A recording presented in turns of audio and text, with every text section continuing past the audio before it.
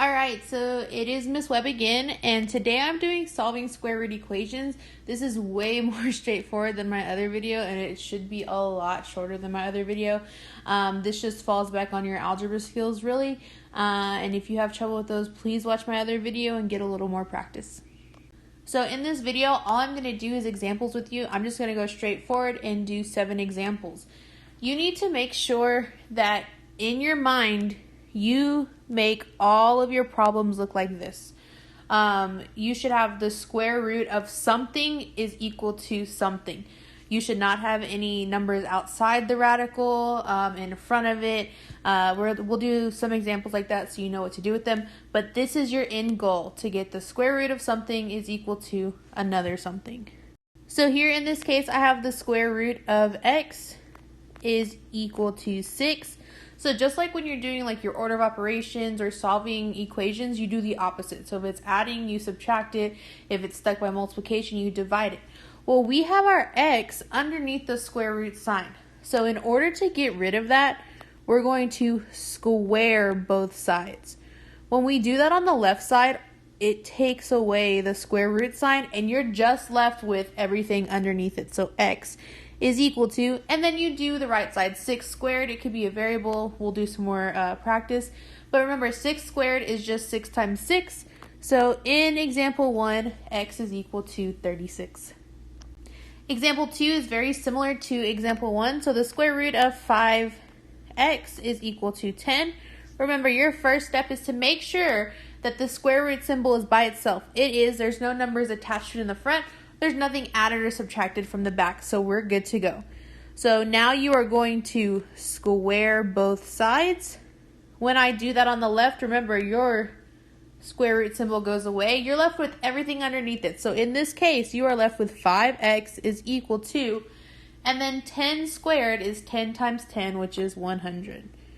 Now you just take your regular solving steps. We're going to divide both sides by 5. When I do that on the left, my 5's cancel out and I'm just left with x equals, and then 100 divided by 5 gives me 20. And there's the answer to example 2.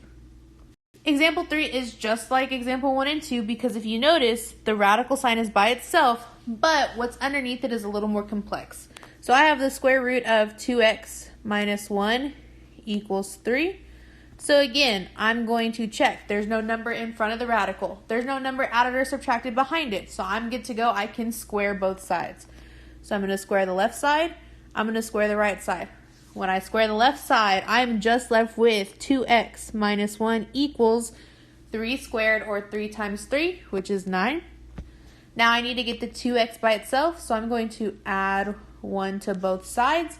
It cancels out on the left side, and I'm left with 2x equals 9 plus 1 gives me 10. And your last step is to divide both sides by 2. So x equals 5. Again, example 4 is literally exactly like example 3. I wanted to make sure you had plenty of examples because like I said, there's not much to it. So the square root of 2x minus 3 is equal to 9. I'm going to square both sides. When I do that, I'm left with 2x minus 3 is equal to 9 squared, or 9 times 9, which is 81.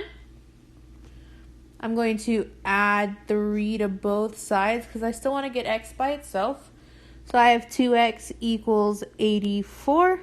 And your last step is to divide both sides by 2. So x equals 42.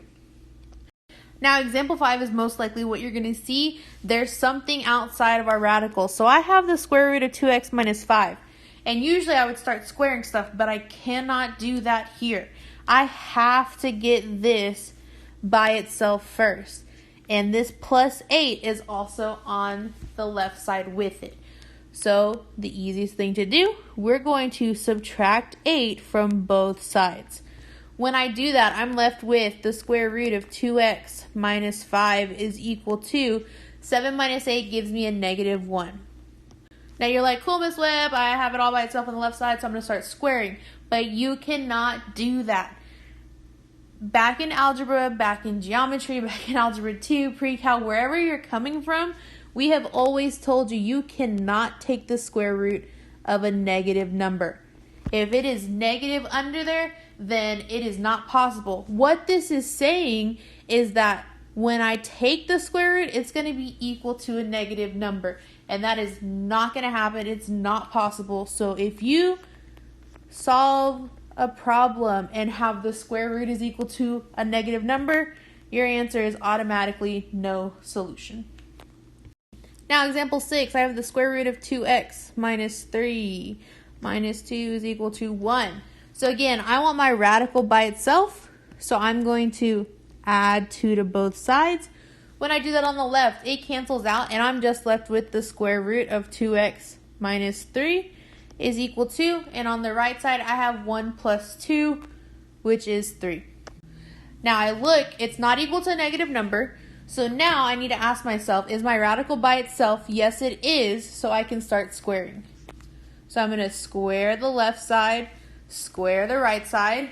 Remember, when you square that left side, it cancels out the radical. So I'm left with 2x minus 3 equals 3 squared is just 3 times 3, which is 9. I need to get the 2x by itself, so I'm going to add 3 to both sides. When I do that, I end up with 2x is equal to 12. And my last step is to divide both sides by 2, and x is equal to 6. Now your last example, example 7, 6 is equal to 10 plus the square root of x plus 2.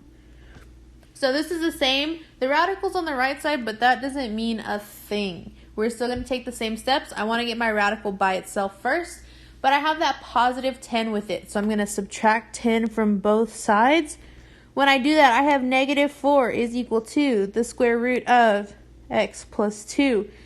And you should automatically know right now the square root of something is not going to be a negative number. So your answer for this is no solution. Now I told you this was a really short video because I just wanted to do examples so you could see different types.